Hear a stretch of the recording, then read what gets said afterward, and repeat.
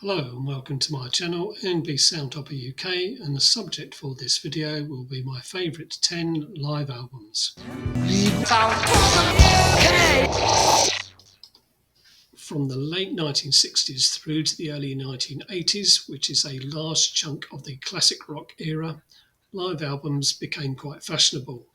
In a great many cases, they were a device which gave performers time to get new material together for their next studio album after being on the album tour treadmill for a few years, or where a split within the band had taken place and new members needed to get up to speed on the material that preceded them joining. By the mid-late 1970s, though, advances in technology led to more and more overdubs, and the authenticity of some live albums was brought into question. After all, you couldn't have live albums with bum notes all over the place, especially by performers in genres where their much vaunted musicianship was considered to be quite so important. When punk came along, the DIY ethos associated with it meant that, to some extent, the live album came to be a less important addition to a performer's discography. What is the point of me saying all this? Well, it contextualises why such a large proportion of my favourite 10 live albums are from the late 1960s through to the mid 1970s. That's the background. Now on to the nitty gritty. My favourite 10 live albums. Number 10 is Rude Bootleg by Cardiacs. This was recorded on the final day of the Reading Festival in August 1986 and started out as a free cassette available with orders for their 1988 studio album, A Little Man, A House and the Whole World Window. Presumably, that was because the majority of the tracks on the cassette ended up on that album. It's been described as a rough and ready recording, and indeed it is. They were the opening act of the day, and you get the impression there weren't that many people actually watching, which in a strange way gives it a charm all of its own. It's a good representation of where Cardiacs were at the time with their improbable mix of prog and punk and other styles, for example, ska, with changing time signatures, tempo slowing down and speeding up, and lead vocalist, guitarist, and chief songwriter Tim Smith's on-stage eccentric ravings. It's the sort of recording that doesn't have much difficulty in holding my attention, but then it is only 32 minutes long. Number 9, Seconds Out by Genesis. This album from 1977 marks the end of an era for Genesis as a full-on prog rock band, with it being the final Genesis album guitarist Steve Hackett would appear on. It's almost something of a celebration of all they had accomplished up to that point, containing tracks from both before and after Peter Gabriel left. With Phil Collins fronting the band and handling the vocals, his contribution on drums is somewhat limited. Chester Thompson handles the bulk of the work, and there is a cameo from Bill Bruford. Occupying the whole of the third side on the original double album, Supper's Ready is a particular high point. Phil Collins does a great job on vocals, despite the fact that this track, along with several others, were sung by Peter Gabriel on the studio albums they originally came from. A nice closing chapter for this version of Genesis before moving on to a new one with much more commercial leanings. Number 8, Earth Inferno by Fields of the Nephilim. They have the rather dubious distinction of being the only band to appear in both my favourite 10 studio and live album lists. The drama and atmosphere I refer to when describing Elysium is definitely not lost in the live environment. Each of their 3 studio albums are represented here, as is the 1989 single Psychonaut. 9 tracks and 77 minutes of spellbinding goth. Number 7, Pictures at an Exhibition by Emerson, Lake and Palmer, recorded in Newcastle and released in 1971. This was one of the first albums I ever bought. That's partly because it was a budget-priced album, meaning that after I bought it, I had a little bit left over out of my paper round money. Not an album I took to straight away, it's one that grew on me over time. Based on the piano suite of the same name by Mussorgsky, it also has some of ELP's own material, with lyrics added by Greg Lake, plus a cover of Nut Rocker as the encore. Probably seen as pretentious by many people now, I see it more as ambitious, which I think of as an admirable quality in any of the arts. Number 6, Nighthawks at the Diner by Tom Waits from 1975. Wikipedia actually classifies this as a studio album. However, whilst it was recorded at the record plant in Los Angeles, the fairly large studio was transformed for the purposes of recording the album into a jazz club with a bar and table set up for an invited audience. So it's in a studio but played live before an audience. Who cares what Wikipedia thinks? I call it a live album. The album itself is comprised of jazzy, bluesy, folksy tracks with stand-up comedy style introductions in between. As singer, Tom Waits adopts various roles, telling tales of drunkards, drifters, down on their luck types, or those for whom the anaesthetising mundanity and grinding boredom of everyday life is doomed to repeat itself until the inevitable end, in a land where any bright horizons have disappeared amidst a fog of tobacco smoke, car smog, and inebriation. Is it an allegory on a post-Vietnam War, post-Watergate United States?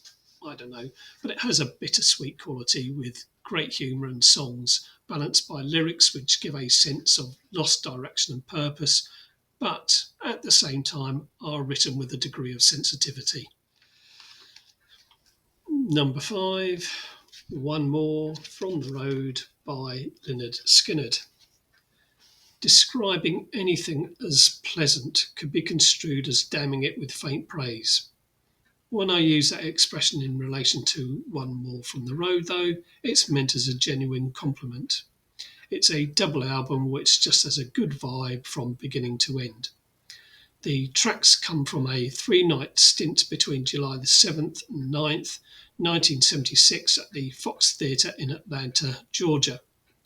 Naturally, Freebird is included, a 14-minute plus version, but I don't necessarily see that as being any more a highlight than, say, Gimme 3 Steps, Sweet Home Alabama, Saturday Night Special, or I Ain't the One. It's not an adrenaline-fueled pyrotechnic extravaganza of a show, simply a band at the peak of their powers providing a really good performance. Number 4, All the World's a Stage by Rush. An album that captures the band on the cusp of huge success, and one of its finest qualities is their great enthusiasm and energy. Recorded in early June 1976 in Toronto, it represents a triumphant homecoming for the band. There are terrific versions of songs from across each of their first 4 studio albums, including an abridged version of 2112. Yes, there is a drum solo on this album, but unlike the majority of his contemporaries, Neil Peart makes his solos powerful, tuneful, and above all, interesting. He's not just bashing it out, and you can tell a great deal of time and effort went into putting it together. Number 3, Metallic KO by Iggy and the Stooges.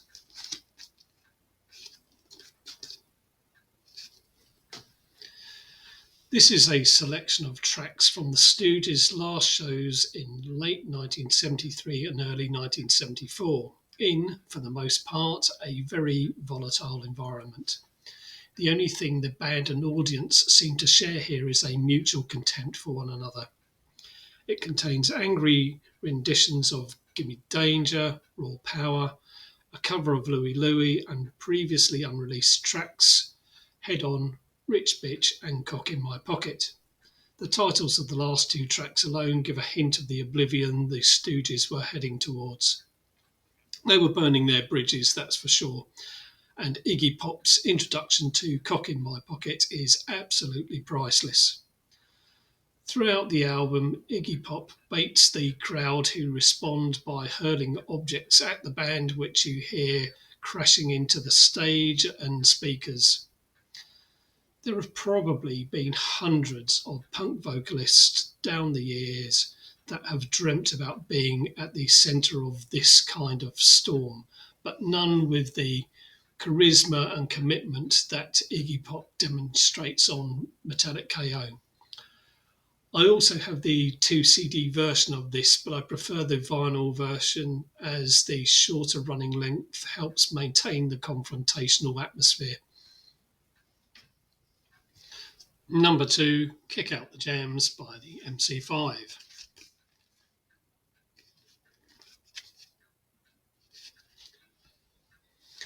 Are you ready to testify?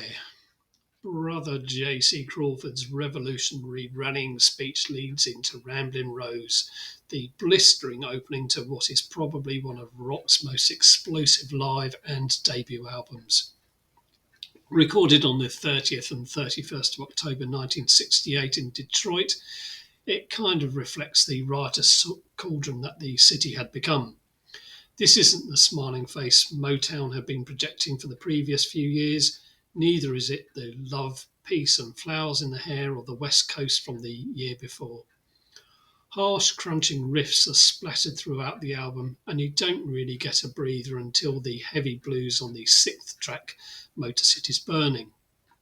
The following track, I Want You Right Now, keeps the tempo relatively slow, albeit in the form of a sort of heavy mutant version of the song Wild Thing. The album's closer and longest track, Starship, co-written by jazz titan Sun Ra, is part psychedelic rock, part free jazz, part spacey ambience, part noise fest, and a great way to round things off. Number 1, Space Ritual by Hawkwind.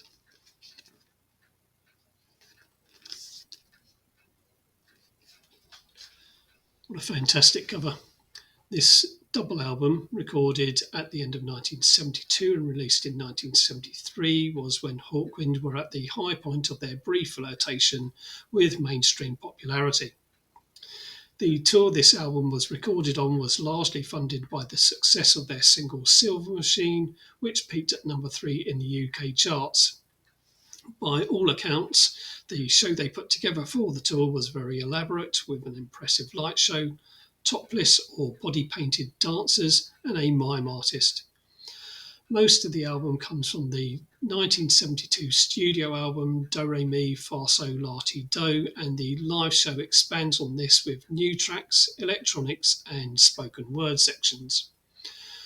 One of the great albums of space rock, the central theme focuses on the need for something better than our world of battles for religious or ideological supremacy, and events of recent years show just how relevant that theme still is. New vocalist Robert Calvert performs the spoken word parts, of which Sonic Attack remains a classic Hawkwind track. Other standouts for me are Master of the Universe, Lord of Light, Born to Go, and new track Orgone Accumulator. The ironically titled final track, Welcome to the Future, ensures that the album ends on a cautionary note. There you have it, my favourite 10 live albums. Regardless of whether you liked or disliked this video, please give it a thumbs up or down as you see fit. Any comments left regarding the video would be greatly appreciated, and if you want to be notified of when I next release a video, please click on the subscribe button. So if you've made it this far, thank you for watching.